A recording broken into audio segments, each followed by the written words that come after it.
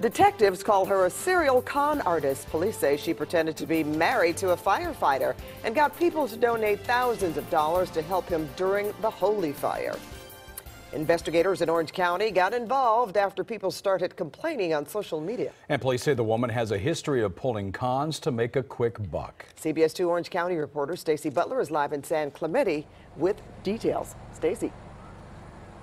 Well, Pat and Jeff, those who say they were victimized by Ashley Bemis call her a ticking time bomb ready to explode. And that may just have happened now that sheriff detectives say that she bilked thousands of dollars from people who just wanted to help firefighters fighting the holy fire. When Shaylee Florentino and her mom Sandy Summers watched Ashley Bemis and her mom carry in load after load of drinks, snacks, and supplies into their San Juan Capistrano apartment the two share with Bemis's brother. I just thought they went shopping, but they shopped all the time. Every day we saw them loading everything in the house. These neighbors had no idea that sheriff's detectives say Bemis was running an elaborate con, posing as the wife of a fictitious CAL FIRE firefighter on Facebook. She posted a call for donations like drinks, food, baby items, beds for firefighters battling the holy fire. All these kind-hearted people are opening up their hearts. I mean, the firemen are out on the line fighting this incredible fire, and they want to help. And she preyed on that. Only after detectives say she collected the donated items at drop-off locations throughout South County, San Clemente residents on Facebook took notice. They warned people to stop donating. They posted these photos of what they call other schemes Bemis pulled off.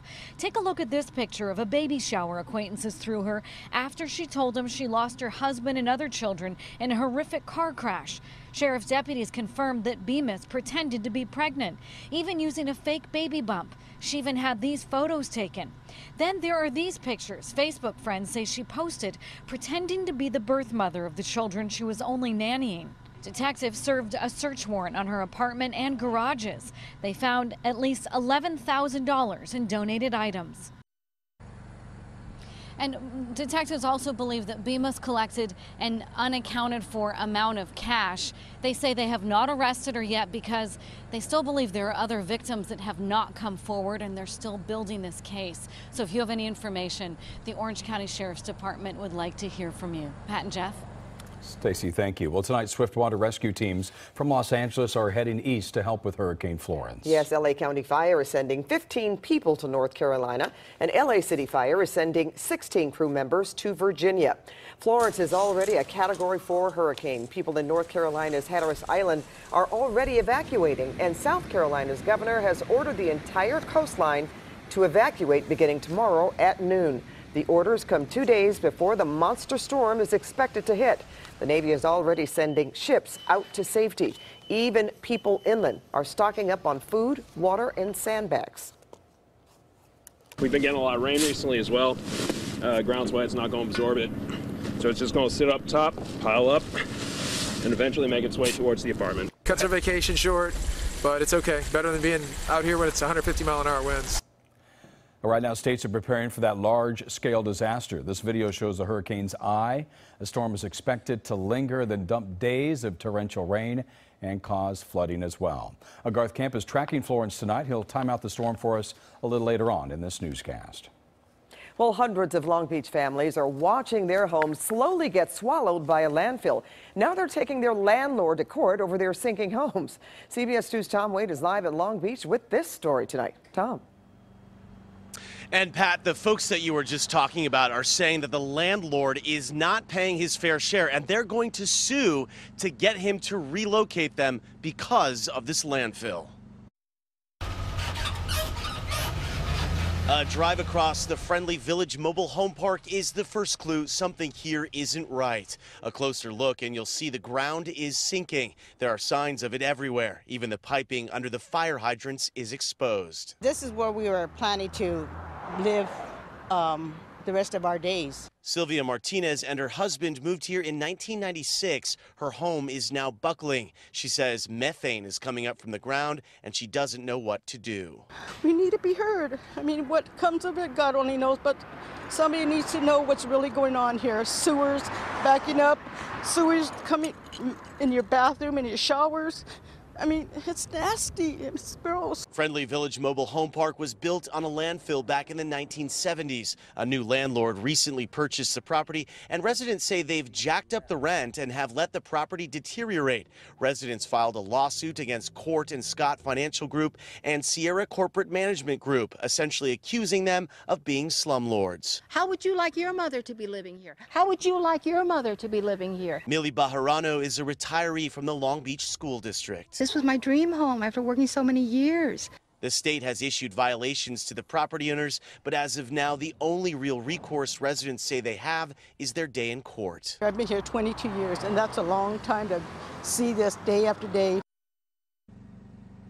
We reached out to the property owners and their attorneys. We were told no comment on this story. The residents here go to court starting tomorrow. Reporting live in Long Beach, I'm Tom Waite, CBS 2 News. Okay, Tom, thank you.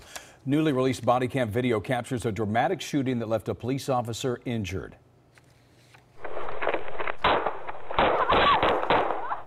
LAPD says this was supposed to be a routine stop.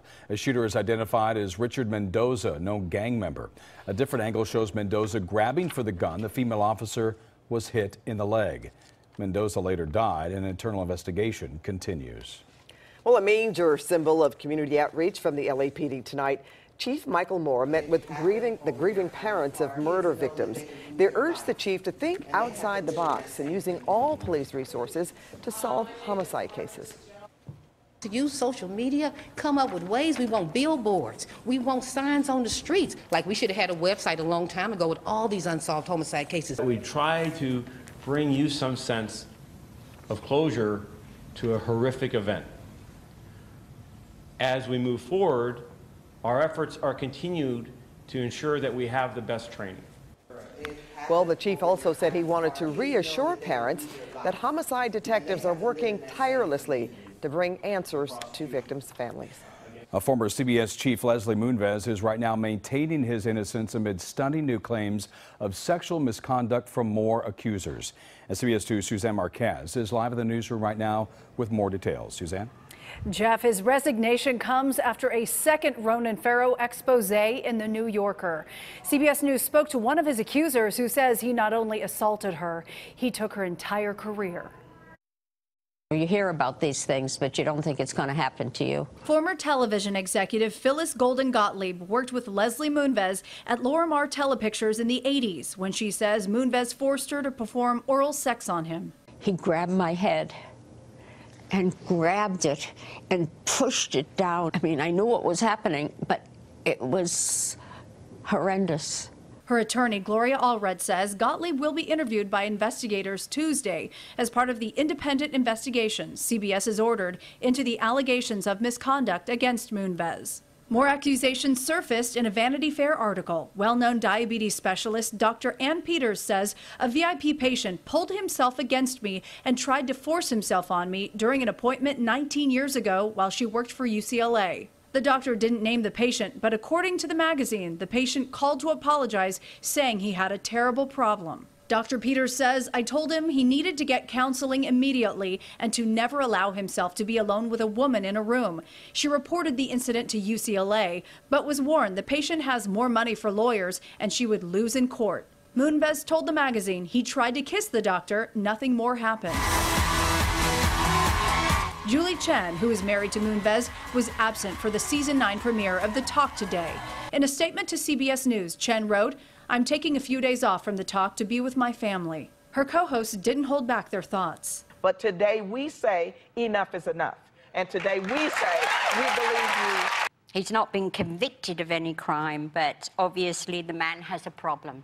According to financial filings obtained by CBS News, as part of an agreement with CBS, Moonves will not receive any immediate compensation or benefits. Pending the results of the independent investigation, he could get up to $120 million. He will become an unpaid advisor to CBS, get an office and home security protection. And CBS has agreed to donate $20 million to organizations that support the Me Too movement. Moonves, who joined CBS in 1995, says he never misused his power to harm or hinder anyone, saying in a statement, untrue allegations from decades ago are now being made against me that are not consistent with who I am. Joseph Agnello is serving as interim CEO while the board searches for a permanent replacement. Live in the newsroom, I'm Suzanne Marquez. Jeff, back to you. Well, the latest book about the Trump administration, Fear by Bob Woodward, hits shelves tomorrow. Meanwhile, the president continues to berate the book. In a tweet today, Mr. Trump called it a joke and just another assault against him. The president also says the book has been discredited. Defense Secretary and White House Chief of Staff have denied quotes attributed to them. Woodward is tonight defending his work. They are not telling the truth. These are political statements to protect their jobs. Woodward says he used anonymous sources, but not anonymous incidents. He gives specific dates, who was there, and what was said.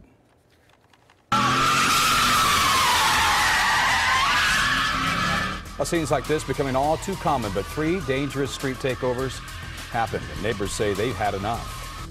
An injured climber stranded upside down on a cliff. See how firefighters saved him. Burns, cuts, falls, and more. Thousands rush to the ER each year after trying to eat pizza. The shocking new numbers ahead. Hey everybody, I'm Garth Kemp. Wow, get ready for a nice stretch of weather, kind of fall-like for us. Forecast is on the way.